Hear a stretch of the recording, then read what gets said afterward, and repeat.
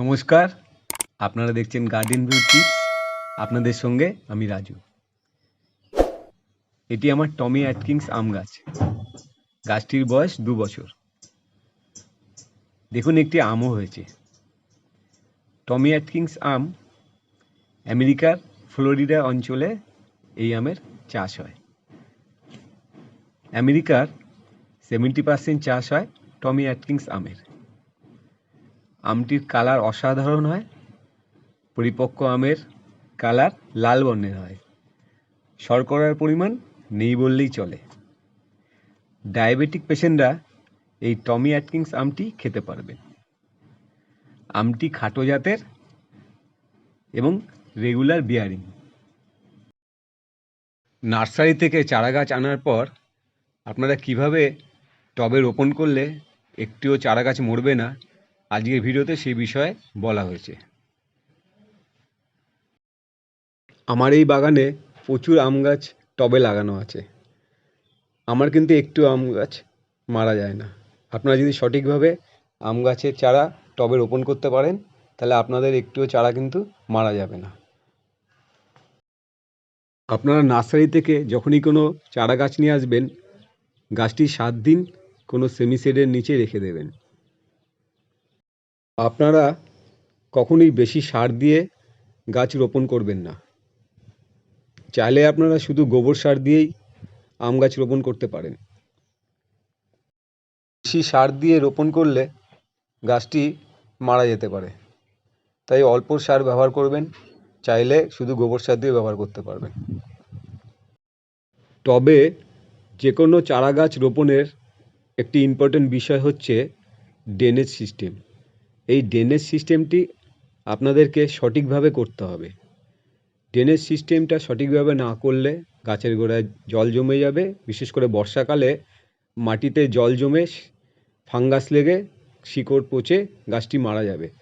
তাই ড্রেনেজ সিস্টেমটা আপনাদের সঠিকভাবে করতে হবে। এখানে ভিডিওতে দেখানো যেইভাবে আমি করেছি আপনারা সেইভাবে ড্রেনেজ সিস্টেমটা করবেন। আম গাছ রোপণের সঠিক সময় কোনটি অনেকে জানতে চান।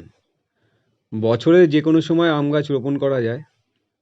বর্ষাকালে বেশিরভাগ লোকই আম গাছ রোপণ করে। আমি কিছু আম গাছ শীতকালেও রোপণ করেছি।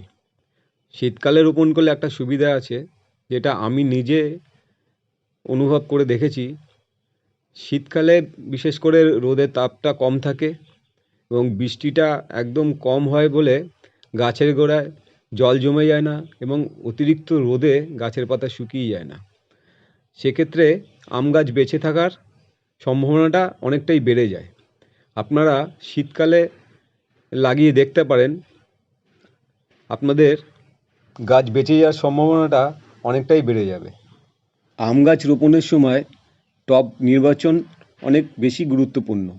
আপনারা আম গাছ যখন রোপণ করবেন, খুব ছোট টব কিংবা খুব বড় টব নির্বাচন করবেন না।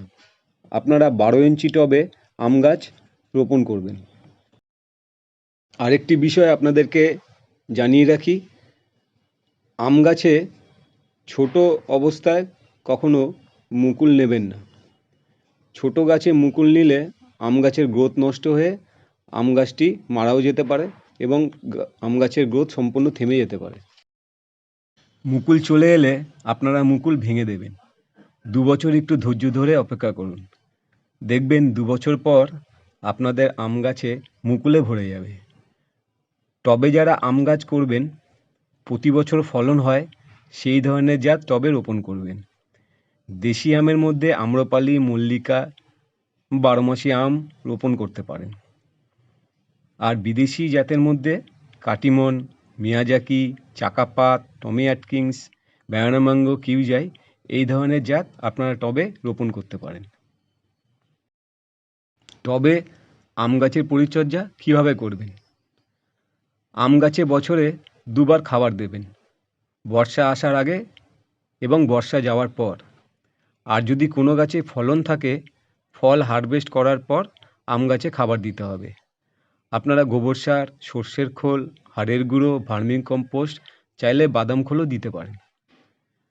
টবের গাছে আপনাদের অবশ্যই প্রুনিং করতে হবে। টবের গাছ বড় করা যাবে না, গাছ করতে হবে ঝোপালো, তাই নিয়ম করে আপনাদেরকে প্রুনিং করতে হবে। এটি আপনাদেরকে প্রতি বছর করতে হবে। নিয়মিত নিম অয়েল গাছে স্প্রে করবেন। প্রতি মাসে নিয়ম করে কীটনাশক ও ছত্রাকনাশক আপনাদের স্প্রে করতে হবে।